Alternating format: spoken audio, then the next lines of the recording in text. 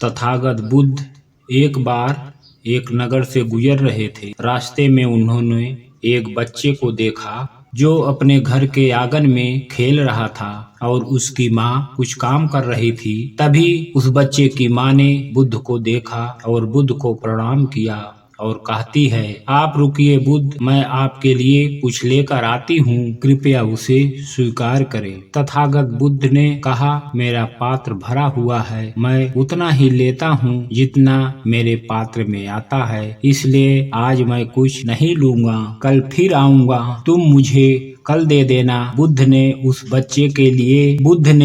बच्चे के सिर पर हाथ रखा और वहाँ से चले गए। अगले दिन बुद्ध फिर स्त्री के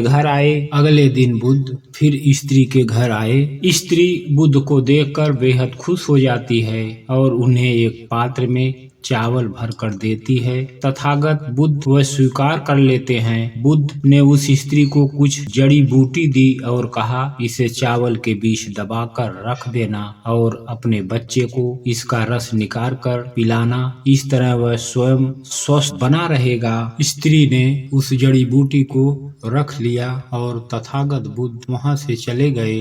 1 महीने बाद तथागत बुद्ध श्रावस्ती में संसार में व्याप्त प्राणियों की पीड़ा पर उपदेश दे रहे थे। तभी एक स्त्री अपने बच्चे को उस सभा में अपने गले से लगाए बुद्ध के पास पहुंची और बच्चे को बुद्ध के चरणों में रखकर बोली, हे बुद्ध, मौत क्या होती है, उसकी वेदना ये आप मुझसे पूछो। मैं एक माँ हूँ, मेरा पुत्र भी मुझे अब छोड़कर चला गया है, वह अब न रोता है न हंसता है। हे बुद्ध, क्या आपने मुझे नहीं पहचाना? तथागत बुद्ध ने उस बच्चे को गोद में उठाकर उस स्त्री से कहा, तुम्हारा पुत्र बहुत ही सुंदर है, मैंने तुम्हें कुछ जड़ी बूटियां दी थी, क्या तुमने इसे नहीं पिलाया? वह स्त्री बुद्ध के चरणों में गिरकर बोली, हे बुद्ध, मुझे माफ कर दो, वो जड़ी बूटियां मैंने फेंक दी, मैं आप पर विश्वास नहीं कर पाई, मुझे लगा कहीं वो जड़ी बूटियां मेरे पुत्र को हानि न पहुंचा दे। गांव के कुछ लोग भी आपको पाखंडी और ढोंगी बताते हैं। बुद्ध ने उस स्त्री से कहा। स्त्री बोली, हाँ बुद्ध, मैं मेरे बेटे को ठीक करने के लिए हर जगह गई, तब किसी ने मुझसे कहा कि आप बुद्ध के पास जाओ,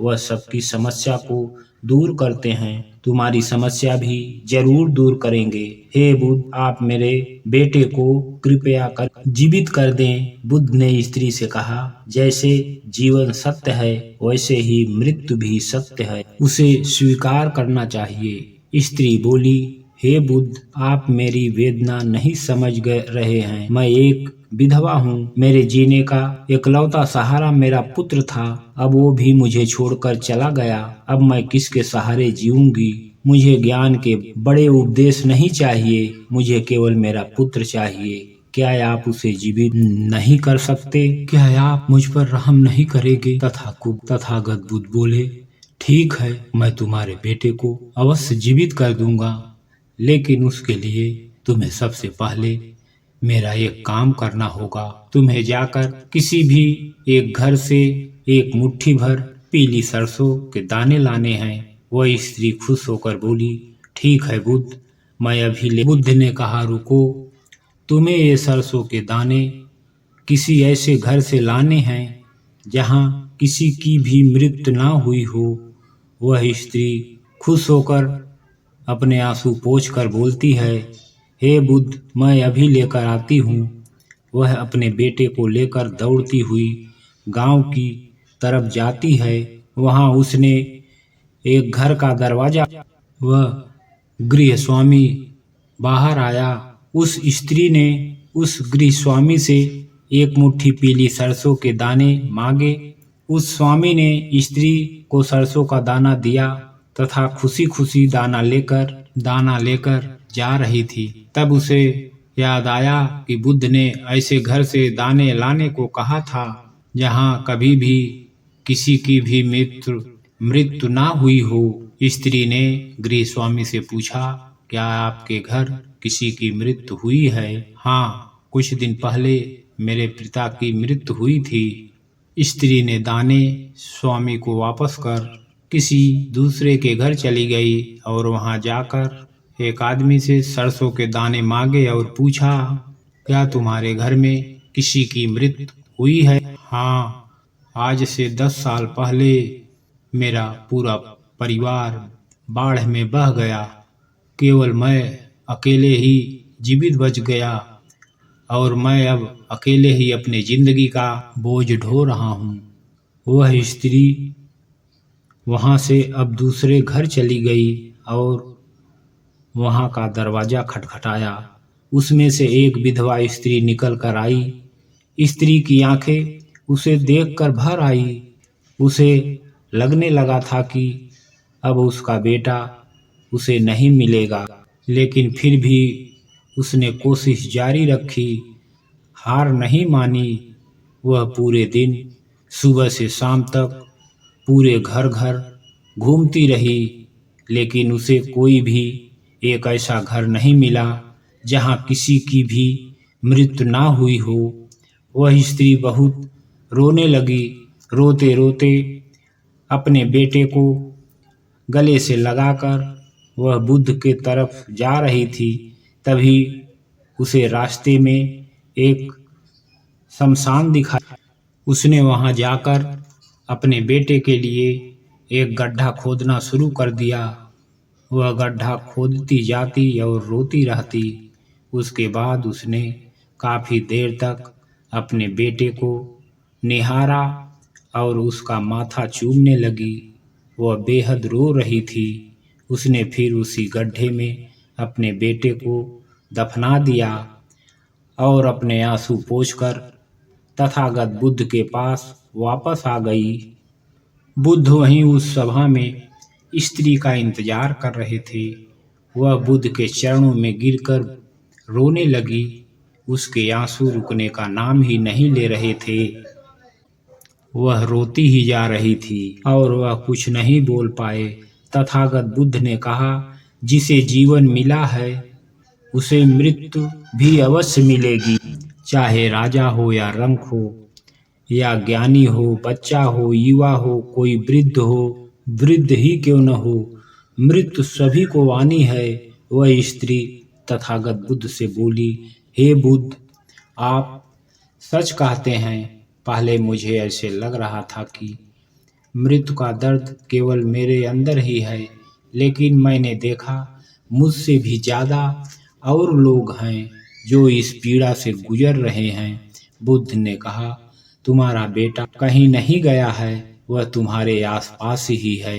उसे महसूस करो। ये परम सत्य है। जब तक सृष्टि रहेगी, दुख मनुष्य के साथ साथ चलता रहेगा और उसका कारण है मनुष्य का खुद के साथ किसी को बांध लेना। और जब तक यह रहेगा तब तक हमें दुख होगा। जब कोई वस्तु हमारे पास रहती है हमें उसकी कदर नहीं होती, लेकिन जैसे ही हमसे दूर हो जाती है हमें उसके ना होने का एहसास होने लगता है और हम गहरी पीड़ा में चले जाते हैं और दुखी हो जाते हैं। हम जीवन को जागरूक होकर नहीं जीते, इसलिए मृत्यु होने पर हम रोते हैं, छटपटाते हैं, लगता है, लेकिन उसे समझते नहीं। वह स्त्री तथागत बुद्ध से कहती है, हे भगवान बुद्ध, इससे मुक्ति कैसे पाया जाए? बुद्ध ने कहा, मुक्ति के लिए भी विवेक जगाना आवश्यक है। शांत हुए बिना विवेक नहीं जाग सकता। जब तुम शांत हुए तब तुम्हारा विवेक जागा और तब तुमने जाना कि मृत्यु परम सत्य है। जो भी आए, चाहे दुख की परछाई या सुख की आनंद, दोनों के बीच खुद को स्थिर करो। और जब तुम इस मार्ग पर चलने लगोगे तो दुख के बंधन टूट जाएंगे और परम सत्य की प्राप्ति होगी। और जब तुम्हारा अंदर ये चेतना जागेगी तब तुम ये जान और समझ पाओगे कि जन्म और मृत्यु, मिलन और वियोग दो नहीं हैं, एक ही हैं। वह स्त्री तथागत बुद्ध से बोली, हे भगवान बुद्ध, आपने मुझे एक नया रास्ता दिखाया है। मुझे अब तक मेरे पुत्र के जाने के बाद अपना जीवन व्यर्थ लग रहा था, लेकिन अब मुझे जीवन का मोल समझ आ गया है। जो रास्ता आपने मुझे दिखाया है, अब मैं उसी पर चलूंगी। तो दोस्तों, आज के लिए बस इतना ही। मिलते हैं अगले वीडियो में।